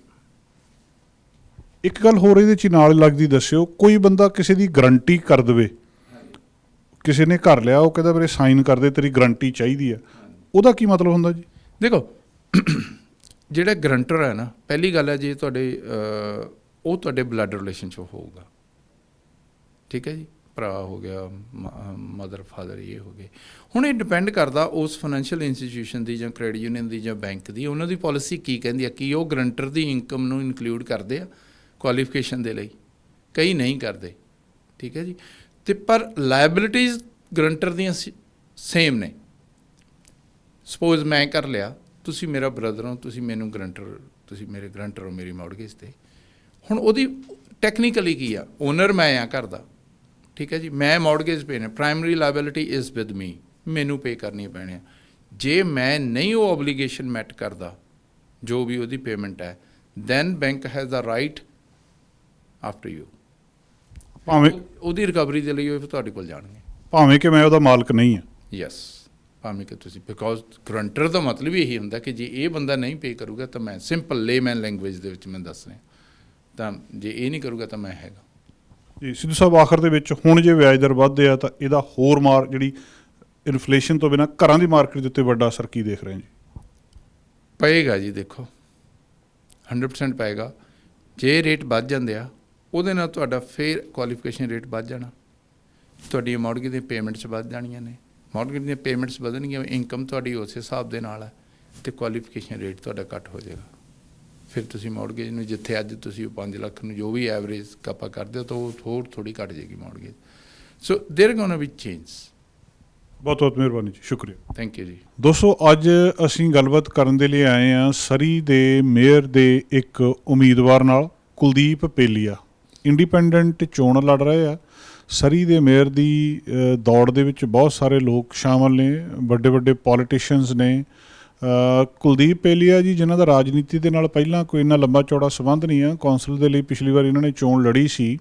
ਇੱਕ ਬੰਦਾ ਆਪਣੇ ਆਪ ਮੇਅਰ ਖੜਾ ਹੋ ਕੇ ਕੀ ਕਰਨਾ ਚਾਹੁੰਦਾ, ਕੀ ਉਹਨਾਂ ਦੇ ਇਰਾਦੇ ਆ, ਅਤੇ ਕੀ ਲੱਗਦਾ ਉਹਨਾਂ ਨੂੰ ਵੀ ਉਹ ਜਿੱਤ ਜਾਣਗੇ ਇਹਦੇ ਵਿੱਚ, ਜਾਂ ਇੱਕ ਸਧਾਰਨ ਬੰਦੇ ਲਈ ਮੇਅਰ ਵਜੋਂ ਚੋਣ ਲੜਨਾ ਸਰੀ ਦੇ ਵਿੱਚ ਸੰਭਵ ਹੈ, ਜਾਂ ਸਿਰਫ ਉਹ ਚੋਣ ਲੜਨ ਦੇ ਲਈ ਹੀ ਲੜ ਰਹੇ ਨੇ। ਕੁਲਦੀਪ ਪੇਲੀਆ ਜੀ, ਪਹਿਲੀ ਗੱਲ ਤਾਂ ਇਹ ਦੱਸੋ ਵੀ ਤੁਸੀਂ ਟੀਮ, ਤੁਹਾਡੇ ਕੋਲ ਫਾਈਨੈਂਸਿਸ, ਉਹ ਸਾਰਾ ਕੁਝ ਹੈਗਾ ਇਹ ਇਲੈਕਸ਼ਨ ਲੜਨ ਦੇ ਲਈ, ਕਿੱਦਾਂ ਮੈਨੇਜ ਕਰੋਗੇ? ਦੇਖੋ ਜੀ, ਹਰ ਬੰਦੇ ਦੀ ਆਪਣੀ ਆਪਣੀ ਸਟਰੈਂਥ ਹੁੰਦੀ ਆ। ਮੇਰੀ ਤਾਕਤ ਇਹ ਹੈ ਕਿ ਮੈਂ ਕਲਮ ਦਾ ਬੜਾ ਧਨੀ ਹੈ, ਕਲਮ ਬਹੁਤ ਲਿਖਦਾ, ਔਰ ਵਿਚਾਰ ਮੇਰੇ ਤਕੜੇ ਨੇ। ਉਹ ਵਿਚਾਰਾਂ ਦੇ ਰਾਹੀਂ ਮੈਂ ਫੇਸਬੁੱਕ ਦੇ ਰਾਹੀਂ ਲੋਕਾਂ ਨੂੰ ਇਨਫਲੂਐਂਸ ਕਰ ਰਿਹਾ, ਔਰ ਸਾਰੇ ਜਿੰਨੀ ਪ੍ਰੈਸ ਰਿਲੀਜ਼ ਕਰ ਰਿਹਾ, ਭੇਜ ਰਿਹਾ, ਉਹਦੇ ਨਾਲ ਲੋਕਾਂ ਨੂੰ ਇਨਫਲੂਐਂਸ ਕਰ ਰਿਹਾ। ਔਰ ਐਡਵਰਟਾਈਜ਼ਿੰਗ ਇੰਨੀ ਜ਼ਿਆਦਾ ਨਹੀਂ ਕਰ ਸਕਦਾ, ਲੇਕਿਨ ਕਮ ਸੇ ਕਮ ਫਲਾਇਰ ਵਗੈਰਾ ਜੋ ਉਹ ਤਾਂ ਡਿਸਟਰੀਬਿਊਟ ਕਰਾਂਗੇ, ਹਾਂਜੀ, ਅਤੇ ਕੁਛ ਕਮਰਸ਼ੀਅਲ ਵੀ ਕਰਾਂਗੇ। ਪਲੱਸ ਔਨਲਾਈਨ ਮੇਰਾ ਬਹੁਤ ਤਕੜਾ ਮਤਲਬ ਕੀ ਕਹਿੰਦੇ ਹਾਜ਼ਰੀ ਰਹੇਗੀ, ਹਾਂਜੀ, because everybody uses face media ਅੱਜ ਕੱਲ੍ਹ। ਸਾਡੇ ਫੇਸਬੁੱਕ 'ਤੇ, ਆਪਣੇ ਇੰਸਟਾਗ੍ਰਾਮ 'ਤੇ, ਟਵਿੱਟਰ ਵਗੈਰਾ ਉੱਤੇ ਹੀ ਕਰਾਂਗੇ, ਅਤੇ ਗੂਗਲ 'ਤੇ ਕਰਾਂਗੇ, ਅਤੇ ਉਹ ਤਾਂ ਮੈਨੂੰ ਪੂਰਾ ਕੌਨਫੀਡੈਂਸ ਹੈ ਕਿ ਮੈਂ ਕਾਫੀ ਲੋਕਾਂ ਤੱਕ ਪਹੁੰਚ ਜਾਵਾਂਗਾ। ਪਹਿਲਾਂ ਕਦੇ ਚੋਣ ਲੜੀ ਮੇਅਰ ਦੀ ਜਾਂ ਕੌਂਸਲ ਦੀ ਚੋਣ ਲੜੀ ਸੀ, ਉਦੋਂ ਕੀ ਹਾਲ ਹੋਇਆ ਸੀ ਜੀ? ਉਦੋਂ ਮੈਂ ਐਜ਼ ਏ ਕਾਉਂਸਲਰ ਖੜਾ ਸੀ, ਕੋਈ ਖਾਸ ਐਫਰਟ ਨਹੀਂ ਸੀ ਕੀਤਾ, ਮਸਾਂ 1000-1200 ਖਰਚ ਕੀਤਾ ਸੀ ਅਤੇ ਮੈਨੂੰ 4,500 ਵੋਟ ਮਿਲੀ ਸੀ। ਹਾਂਜੀ, ਅਤੇ ਉਹ 'ਚ ਮੈਨੂੰ ਕਾਫੀ ਕੌਨਫੀਡੈਂਸ ਹੋਇਆ ਵੀ ਕੁਛ ਲੋਕ ਮੈਨੂੰ ਉਦੋਂ ਦਾ ਜਾਣਦੇ ਹੋਣਗੇ, ਕੁਛ ਉਹ ਲੋਕ ਆ ਜਾਣਗੇ ਵਾਪਸ, ਅਤੇ ਕੁਛ ਨਵੇਂ ਲੋਕ ਜਿਹੜੇ ਬਹੁਤ ਜ਼ਿਆਦਾ ਫੇਸਬੁੱਕ 'ਤੇ ਮੇਰਾ ਬਹੁਤ ਜ਼ਿਆਦਾ ਦੋਸਤ ਨੇ ਜਿਹੜੇ ਸਰੀ ਦੇ ਰਹਿਣ ਵਾਲੇ ਆ। ਹਾਂਜੀ, ਉਹ ਵਾਕਫ ਨੇ ਅਤੇ ਬਹੁਤ ਅੱਛਾ ਹੁੰਗਾਰਾ ਦੇ ਰਹੇ ਆ, ਬੜੀ ਅੱਛੀ ਸਪੋਰਟ ਦੇ ਰਹੇ ਸ਼ਰੇਆਮ, ਅਤੇ ਬਹੁਤ ਮੈਨੂੰ ਇਨਕਰੇਜਮੈਂਟ ਮਿਲੀ ਆ। ਦੂਜੇ ਪਾਸੇ ਵੱਡੇ ਰਾਜਨੀਤੀ ਵਾਲੇ ਲੋਕ ਨੇ ਜਿਨ੍ਹਾਂ ਦਾ ਬੜਾ ਵੱਡਾ ਰਾਜਨੀਤਿਕ ਕੈਰੀਅਰ ਆ, ਉਹਨਾਂ ਕੋਲ ਟੀਮਾਂ ਨੇ, ਸਾਰਾ ਕੁਛ ਆ, ਕਿੱਦਾਂ ਲੱਗਦਾ ਕਿ ਮੁਕਾਬਲਾ ਹੋ ਜਾਊਗਾ? ਉਹ ਮੇਰੀ ਇੱਕ ਐਕਚੁਅਲੀ ਤਾਕਤ ਆ, ਸਟਰੈਂਥ ਆ, ਕਿਉਂਕਿ ਉਹਨਾਂ ਕੋਲ ਵੱਡੀਆਂ ਟੀਮਾਂ ਨੇ ਔਰ ਵੱਡੇ ਨਾਂ, ਲੇਕਿਨ ਉਹ ਸਭ ਨੂੰ ਪਤਾ ਕਿ ਉਹ ਪੋਲੀਟੀਸ਼ੀਅਨ ਨੇ, ਪੋਲੀਟਿਕਸ ਖੇਡਣਗੇ। ਹਾਂਜੀ, ਜਿੱਤਣ ਵਾਸਤੇ ਕੁਛ ਵੀ ਕਰਨਗੇ, ਜਿੱਤ ਕੇ ਉਸ ਬਾਅਦ ਜਨਤਾ ਨੂੰ ਭੁੱਲ ਜਾਣਗੇ। ਮੇਰਾ ਵਿਚਾਰ ਹੈ ਕਿ ਮੈਂ ਸਿਰਫ ਜਨਤਾ ਦੀ ਹੀ ਭਲਾਈ ਕਰਨਾ ਚਾਹੁੰਦਾ। ਜਨਤਾ ਦਾ ਪਿਛਲੇ 10 ਸਾਲ ਤੋਂ ਮੈਂ ਜਨਤਾ ਦੀ ਸੇਵਾ 'ਚ ਲੱਗਾ ਹੋਇਆ, ਉਸ ਤਰ੍ਹਾਂ ਲੱਗਾ ਰਹਾਂਗਾ। ਮੈਂ ਜਦੋਂ LRT ਦੀ ਬਜਾਏ ਸਕਾਈ ਟ੍ਰੇਨ ਵਾਸਤੇ 6 ਸਾਲ ਲਗਾਤਾਰ ਜਦੋਜਹਿਦ ਕੀਤੀ। ਮੈਂ ਕਿਹਾ ਵੀ LRT ਨਹੀਂ ਚਾਹੀਦੀ, ਸਕਾਈ ਟ੍ਰੇਨ ਚਾਹੀਦੀ ਹੈ। ਜਦੋਂ ਸਕਾਈ ਟ੍ਰੇਨ 2018 ਦੇ ਵਿੱਚ ਆਮ ਲੋਕ ਸਭ ਕਨਵਿੰਸ ਹੋ ਗਏ, ਅਤੇ ਫਿਰ ਆਪਣੇ ਮੇਅਰ ਸਾਹਿਬ ਆ ਗਏ ਤਾਂ ਆਪਣੇ ਮੁਕੱਲਮ ਸਾਹਿਬ ਕਹਿੰਦੇ ਜੀ ਅਸੀਂ ਸਕਾਈ ਟ੍ਰੇਨ ਕਰਨੀ। ਸਕਾਈ ਟ੍ਰੇਨ ਦਾ ਮੇਰਾ ਬਹੁਤ ਤਕੜਾ, ਹੁਣ ਵੀ ਜਦੋਂ ਮੈਂ ਸਕਾਈ ਟ੍ਰੇਨ ਮਤਲਬ ਅਗਰ ਮੈਂ ਮੇਅਰ ਬਣ ਗਿਆ ਤਾਂ ਪਹਿਲੇ ਜਿਹੜੀ ਇਹ ਸਕਾਈ ਟ੍ਰੇਨ ਬਣ ਰਹੀ ਹੈ ਨਾ ਆਪਣੀ ਸਰੀ ਤੋਂ ਲੈਂਗਲੀ, ਉਹ ਮੈਂ ਕੋਸ਼ਿਸ਼ ਕਰਾਂਗੇ ਕਿ 4 ਸਾਲਾਂ 'ਚ ਕੰਪਲੀਟ ਕੀਤੀ ਜਾਵੇ, 7 ਸਾਲਾਂ 'ਚ ਨਹੀਂ ਜਿੱਦਾਂ ਉਹ ਕਹਿ ਰਹੇ ਆ। ਉਸ ਤੋਂ ਬਾਅਦ ਕਿਉਂਕਿ ਕੈਨੇਡਾ ਲਾਈਨ 4 ਸਾਲਾਂ 'ਚ ਹੋ ਗਈ ਸੀ ਨਾ ਪੂਰੀ, ਇਸ ਤਰ੍ਹਾਂ। ਪਲੱਸ ਮੈਂ ਇੱਕਦਮ ਜ਼ੋਰ ਪਾਵਾਂਗਾ ਸਕਾਊਟ ਰੋਡ ਤੋਂ ਹਾਈਵੇ 10 ਦੀ ਅਤੇ ਕਿੰਗ ਜਾਰਜ ਤੋਂ ਲੈ ਕੇ ਵਾਈਟ ਰੌਕ ਤੱਕ। ਪਲੱਸ ਮੈਂ UBC ਤੱਕ direct bus service, direct bus to airport, direct to Abbotsford, ਉਹ ਸਾਰਾ ਜ਼ੋਰ ਪਾ ਰਿਹਾ। ਕੱਲ੍ਹ ਹੀ ਮੇਰੀ ਮੀਟਿੰਗ ਹੋਈ ਆ ਟਰਾਂਸਲਿੰਕ ਦੇ ਇੱਕ ਹਾਈ ਅਫੀਸ਼ੀਅਲ ਦੇ ਨਾਲ, ਉਹ ਇੱਥੇ ਆਏ ਨੇ, ਲਾਇਬ੍ਰੇਰੀ 'ਚ ਬੈਠੇ, ਅਸੀਂ ਉੱਥੇ ਘੰਟਾ ਬੈਠ ਕੇ ਗੱਲ ਕੀਤੀ। ਸਭ ਕੁਛ ਮੈਂ ਡਿਸਕਸ ਕੀਤਾ ਕਿ ਸਾਨੂੰ ਕੀ ਚਾਹੀਦਾ। ਨਾਈਟ ਬੱਸ ਸਰਵਿਸ ਵੀ ਚਾਹੀਦੀ, ਜਦੋਂ ਰਾਤ ਨੂੰ ਬੱਸ ਬੰਦ ਨਹੀਂ 10-11 ਵਜੇ, ਉਸ ਤੋਂ ਬਾਅਦ ਸਾਨੂੰ ਨਾਈਟ ਸਰਵਿਸ ਵੀ ਚਾਹੀਦੀ ਹੈ ਕਈ ਸੇ ਰੂਟਾਂ 'ਤੇ। ਉਹ ਸਾਰਾ ਕਾਜ ਮੈਂ ਡਿਸਕਸ ਕੀਤਾ। ਅਤੇ ਟਰਾਂਸਪੋਰਟ ਬਾਰੇ ਤਾਂ ਮੈਂ ਬਹੁਤ ਹੀ ਮਤਲਬ ਸ਼ੁਰੂ ਤੋਂ ਹੀ ਜ਼ੋਰ ਲਾ ਰਿਹਾ, ਅਤੇ ਉਹ ਕੰਟੀਨਿਊ ਰਹੇਗਾ। ਟਰਾਂਸਪੋਰਟੇਸ਼ਨ ਮੇਰੀ ਸਭ ਤੋਂ ਪਹਿਲਾਂ ਮਤਲਬ ਹੈ ਕਿ ਜਿਹੜੀ ਕੰਜੈਸ਼ਨ ਆ ਦੂਰ ਹੋਣੀ ਚਾਹੀਦੀ ਆ, ਜਿਹੜੀਆਂ ਸੜਕਾਂ ਉਹ ਚੌੜੀਆਂ ਹੋਣੀ ਚਾਹੀਦੀਆਂ, ਲੋਕਾਂ ਨੂੰ ਸਹੂਲਤ ਹੋਣੀ ਚਾਹੀਦੀ, ਲੋਕਾਂ ਵਾਸਤੇ ਜੋ ਵੀ ਸਹੂਲਤ ਹੋਵੇ ਉਹ ਕਰਨਾ ਕੰਮ। ਥੋੜ੍ਹਾ ਜਿਹਾ ਆਪਣੀ ਬੈਕਗਰਾਊਂਡ ਦੱਸੋ ਜੀ, ਪਿਛੋਕੜ ਤੁਹਾਡਾ ਕੀ ਹੈ? ਪਿਛੋਕੜ ਜੀ ਕਿ ਅਸੀਂ ਪਿੱਛੋਂ ਪਹਿਲੇ ਪਾਕਿਸਤਾਨ ਤੋਂ ਆਏ ਸੀਗੇ, ਅਤੇ ਪਹਿਲੇ ਥੋੜ੍ਹੀ ਦੇਰ ਪੜ੍ਹਾਈ ਪਿੰਡ ਕਰਕੇ, ਉਸ ਤੋਂ ਬਾਅਦ ਜਲੰਧਰ ਜ਼ਿਲ੍ਹੇ 'ਚ ਆਪਾਂ ਨਕੋਦਰ, ਨਵਾਂ ਸ਼ਹਿਰ, ਫਲੋਰ, ਮੰਗਾ ਵਗੈਰਾ ਸਕੂਲਾਂ 'ਚ ਪੜ੍ਹ ਕੇ ਬਾਅਦ ਮੈਂ ਯੂਨੀਵਰਸਿਟੀ ਲੁਧਿਆਣਾ ਐਗਰੀਕਲਚਰ ਯੂਨੀਵਰਸਿਟੀ, ਉਹਦੇ ਵਿੱਚ ਮੈਂ ਐਗਰੀਕਲਚਰਲ ਇੰਜੀਨੀਅਰਿੰਗ ਦੀ ਡਿਗਰੀ ਕੀਤੀ। ਐਗਰੀਕਲਚਰਲ ਇੰਜੀਨੀਅਰਿੰਗ ਫਸਟ ਡਿਗਰੀ ਸੀ, ਫਸਟ ਸਾਡਾ ਬੈਚ ਸੀਗਾ। ਉਸ ਤੋਂ ਬਾਅਦ ਫਿਰ ਕੁਛ ਚਿਰ ਤਰਨਤਾਰਨ ਐਗਰੀਕਲਚਰ ਇੰਸਪੈਕਟਰ ਲੱਗਾ ਰਿਹਾ। ਉਸ ਤੋਂ ਬਾਅਦ ਫਿਰ ਮੈਂ ਬੰਬੇ ਚਲਾ ਗਿਆ, ਉੱਥੇ ਬਹੁਤ ਵੱਡੀ ਕੰਪਨੀ 'ਚ ਐਡਵਰਟਾਈਜ਼ਿੰਗ ਸੇਲਸ ਮੈਨੇਜਰ ਲੱਗਾ ਰਿਹਾ। ਉਸ ਤੋਂ ਬਾਅਦ ਇੱਥੇ ਆਇਆ ਕੈਨੇਡਾ 86 ਦੇ ਵਿੱਚ, ਅਤੇ ਥੋੜ੍ਹੇ ਬਹੁਤੇ ਪਹਿਲੇ ਅਸੀਂ ਆਊਟ ਜਾਮ ਕਰਦੇ ਰਹੇ, ਲੇਕਿਨ 2005 ਤੋਂ ਬਾਅਦ ਮੈਂ ਅਕਾਊਂਟਿੰਗ ਸਿੱਖਣ ਵਾਸਤੇ ਵਾਪਸ ਗਿਆ ਕਾਲਜ 'ਚ, ਔਰ ਉਸ ਤੋਂ ਬਾਅਦ ਹਰ ਸਬਜੈਕਟ A+, ਕਿਉਂਕਿ ਮੇਰਾ ਮੈਥਮੈਟਿਕਸ ਵਿੱਚ ਬਹੁਤ ਮਹਾਰਤ ਆ, ਹਮੇਸ਼ਾ 100% ਮਾਰਕਸ ਆਉਂਦੇ ਰਹੇ ਨੇ ਮੈਥਮੈਟਿਕਸ ਵਿੱਚ। ਅਤੇ ਇਸ ਕਰਕੇ ਫਿਰ ਮੈਨੂੰ ਇੰਨਾ ਚ ਲੱਗਾ ਕਿ ਮੈਂ ਉਹ ਪੜ੍ਹਾਉਣ ਲੱਗ ਪਿਆ, ਅਤੇ ਹੁਣ 2005 ਤੋਂ ਲੈ ਕੇ ਹੁਣ ਤੱਕ ਅਜੇ ਤੱਕ ਮੈਂ ਪੜ੍ਹਾ ਰਿਹਾ ਅਕਾਊਂਟਿੰਗ। ਅਤੇ ਮੈਂ ਦਿਮਾਗ ਬਿਲਕੁਲ ਫਰਟਾਈਲ ਹੈ, ਇਨਫਰਟਾਈਲ। ਔਰ ਲੁਧਿਆਣਾ ਉੱਥੇ ਟੋਰਾਂਟੋ ਪੜ੍ਹਾਇਆ ਸੀ, ਜਾਰਜ ਬਰਨ ਕਾਲਜ, ਬਹੁਤ ਵੱਡਾ ਕਾਲਜ ਹੈ, ਉੱਥੇ ਪੜ੍ਹਾ ਕੇ ਆਇਆ, ਅਤੇ ਇਸ ਕਰਕੇ ਪ੍ਰੋਫੈਸਰ ਕਹਿੰਦੇ ਨੇ। ਅਤੇ ਇਹਦੇ ਵਿੱਚ ਤੁਹਾਨੂੰ ਹੁਣ ਜਿਹੜਾ ਪਹਿਲੇ ਮੇਅਰ ਨੇ ਜਾਂ ਇੱਥੇ ਜੋ ਕੁਛ ਸਰੀ ਦੇ ਵਿੱਚ ਚੱਲ ਰਿਹਾ, ਉਹਦੇ ਵਿੱਚ ਤੁਹਾਨੂੰ ਕੀ ਲੱਗਦਾ ਕਿ ਕੀ ਹੋਰ ਕਰਨ ਦੀ ਲੋੜ ਆ ਜਿਹੜਾ ਤੁਹਾਨੂੰ ਇਲੈਕਸ਼ਨ ਲੜਨੀ ਪੈ ਰਹੀ ਹੈ ਜੀ? ਦੇਖੋ ਜੀ, ਮੈਂ ਸਾਰੀ ਸਟੱਡੀ ਕੀਤੀ ਆ। ਇੱਕ ਮੇਅਰ ਆਈ ਪਹਿਲੇ, ਉਸਨੇ ਪਹਿਲੇ ਕੋਸ਼ਿਸ਼ ਕੀਤੀ ਕਿ ਜਿਹੜੀ ਇਹ ਬਿਲਡਿੰਗ ਨੂੰ ਨਾ ਆਪਣੇ ਸਰੀ ਨੂੰ ਮਾਡਰਨ ਸਿਟੀ ਬਣਾ ਦਿਓ, instead of just like town, ਵੱਡਾ ਟਾਊਨ ਦੀ ਬਜਾਏ ਨਾ ਇੱਕ ਬਿਲਡਿੰਗਾਂ ਲਾਇਬ੍ਰੇਰੀ ਬਣਾਈ ਔਰ ਸਿਟੀ ਹਾਲ ਬਣਾਇਆ। ਉਸ ਤੋਂ ਬਾਅਦ ਉਹਦੇ ਨੈਕਸਟ 3 ਸਾਲ ਵਾਸਤੇ ਆਈ ਤਾਂ ਉਹ ਕਹਿੰਦੀ ਜੀ ਮੈਂ LRT ਲਗਾਉਣੀ ਹੈ। ਹਾਂਜੀ ਆਪਾਂ ਸਾਨੂੰ ਚਾਹੀਦੀ ਆ ਕੀ ਕਹਿੰਦੇ ਰੈਪਿਡ ਟ੍ਰਾਂਜ਼ਿਟ ਚਾਹੀਦੀ ਆ। ਉਸ ਤੋਂ ਬਾਅਦ ਫਿਰ ਇੱਕ ਹੋਰ ਮੇਅਰ ਆਈ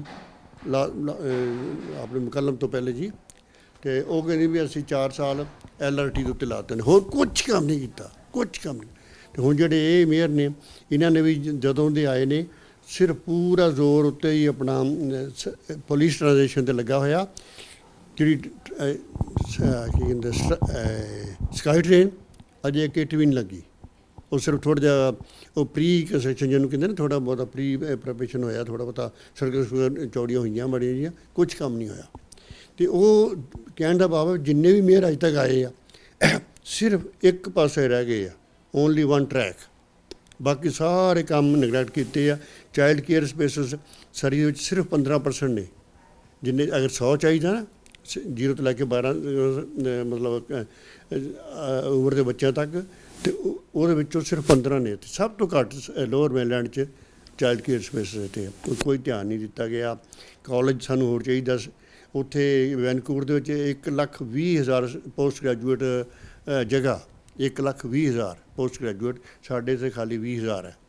ਅਸੀਂ ਕਿਹੜੀਆਂ ਪੋਸਟ ਗ੍ਰੈਜੂਏਟ ਜੀ? ਪੋਸਟ ਗ੍ਰੈਜੂਏਟ ਸਪੇਸਿਸ ਮੀਨਸ ਜਗ੍ਹਾ ਜਿਹੜੀ ਜਿਸ ਤੋਂ ਕਾਲਜ ਜਦੋਂ ਗ੍ਰੇਡ 12 ਤੋਂ ਬਾਅਦ ਜਾਂਦੇ ਨਾ ਲੋਕ ਕਾਲਜ ਯੂਨੀਵਰਸਿਟੀ 'ਚ, ਉਹ ਟੋਟਲ ਜਗ੍ਹਾ ਜਿਹੜੀ ਹੈ ਨਾ ਤਾਂ ਇੱਥੇ ਜਿਹੜੀ ਸੀਟਾਂ ਸਾਡੇ ਸਰੀ ਦੇ ਵਿੱਚ ਇਸ ਵੇਲੇ ਸਿਰਫ 20,000 ਹੈ।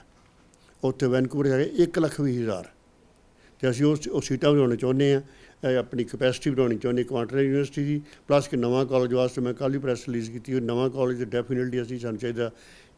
ਜਿਵੇਂ ਲੰਗਾਰਾ ਹੈ ਨਾ ਕਾਲਜ, ਉਹਦੇ 'ਚ ਇਹ ਹੁੰਦਾ ਕਿ ਫੀਸ ਯੂਨੀਵਰਸਿਟੀ ਨਾਲੋਂ ਘੱਟ ਹੁੰਦੀ ਆ, ਲੇਕਿਨ ਐਜੂਕੇਸ਼ਨ ਬੜੀ ਅੱਛੀ ਮਿਲਦੀ ਕਾਲਜ ਦੇ ਵਿੱਚ। ਅਤੇ ਕਿ ਸਾਨੂੰ ਕਾਲਜ ਵੀ ਚਾਹੀਦਾ, ਅਤੇ ਪਲੱਸ ਯੂਨੀਵਰਸਿਟੀ ਹੈ, ਸਟੂਡੈਂਟ ਅਸੀਂ ਵਧਾਉਣੇ ਆ। ਅਤੇ ਟਰਾਂਸਪੋਰਟ ਫਿਰ ਹੈਲਥ ਦੇ ਪਿੱਛੇ ਮੈਂ ਬਹੁਤ ਲੱਗਾ ਰਿਹਾ। ਤੁਸੀਂ ਮੇਰੀ ਫੇਸਬੁੱਕ 'ਤੇ ਪੜ੍ਹੋ, ਪਿਛਲੇ 5-6 ਸਾਲਾਂ 'ਚ ਸਭ ਤੋਂ ਜ਼ਿਆਦਾ ਮੈਂ ਹਸਪਤਾਲ ਦੇ ਅਗੇਂਸਟ ਲਿਖਿਆ, ਏਡਰੀਅਨ ਡਿਕਸ ਨੂੰ ਬੇਸ਼ੁਮਾਰ ਲੈਟਰ ਲਿਖੇ ਆ ਕਿ ਬਈ ਜੇ ਜ਼ਿਆਦਾ ਡਾਕਟਰ ਚਾਹੀਦੇ ਆ। ਜਿਹੜੀ ਵੇਟਿੰਗ ਟਾਈਮ 4 ਘੰਟੇ ਤੋਂ ਹੌਲੀ ਹੌਲੀ 12 ਘੰਟੇ ਹੋ ਗਈ ਹੈ, ਅਤੇ ਉਹ ਵੇਟਿੰਗ ਉਹ ਐਕਸੈਪਟੇਬਲ ਨਹੀਂ ਆ। ਅਤੇ ਉਹ ਮੈਂ ਹਮੇਸ਼ਾ ਲਿਖਦਾ, ਅੱਜ ਵੀ ਉਹਨੂੰ ਟਵੀਟ ਕੀਤਾ। ਫਿਰ ਮੈਂ ਕਿਹਾ ਜਦੋਂ ਤੱਕ ਬੰਦੇ ਉਸ ਨੇ ਰਿਲੀਜ਼ ਕੀਤਾ ਜੀ ਅਸੀਂ 118 ਮਿਲੀਅਨ ਡਾਕਟਰਾਂ ਨੂੰ ਦੇਵਾਂਗੇ। ਮੈਂ ਉਹਨੂੰ ਕਿਹਾ ਇਸ ਨਾਲ ਕੁਛ ਨਹੀਂ ਬਣਨਾ, ਤੁਸੀਂ ਡਾਕਟਰ ਹਾਇਰ ਕਰੋ, ਉਹ ਮੋਰ ਡਾਕਟਰ ਆਰ ਨੀਡਡ। ਤਾਂ ਉਹ ਮੈਂ ਜਿਹੜੇ ਮਸਲੇ ਆ ਨਾ, ਜਿਹੜੇ ਲੋਕਾਂ ਦੇ ਰੀਅਲ ਮਸਲੇ ਆ, ਉਹ ਮੈਂ ਉਭਾਰਨੇ ਨੇ। ਇਸ ਮੈਂ ਲੋਕਾਂ ਜੋ ਕੁਛ ਲੋਕਾਂ ਨੂੰ ਚਾਹੀਦਾ ਉਹ ਕਰ ਰਿਹਾ। ਮੈਂ ਆਮ ਆਦਮੀ ਦੇ ਪੁਆਇੰਟ ਆਫ ਵਿਊ ਕੰਮ ਕਰਾਂਗਾ, ਨੇਤਾਗਿਰੀ ਨਹੀਂ ਮੈਂ ਕੋਈ ਕਰਨੀ, ਅਤੇ ਨਾ ਮੈਨੂੰ ਆਉਂਦੀ ਨਾ ਮੈਂ ਕਰਨੀ। ਜਿਹੜੇ ਕਾਉਂਸਲਰ ਨੇ ਉਹ ਵੀ ਤੁਹਾਡੇ ਨਾਲ ਕੋਈ ਪੂਰੀ ਸਲੇਟ ਹੈਗੀ ਹੈ, ਜਾਂ ਤੁਸੀਂ ਇਕੱਲੇ ਹੀ ਰਨ ਕਰ ਰਹੇ ਹੋ ਜੀ?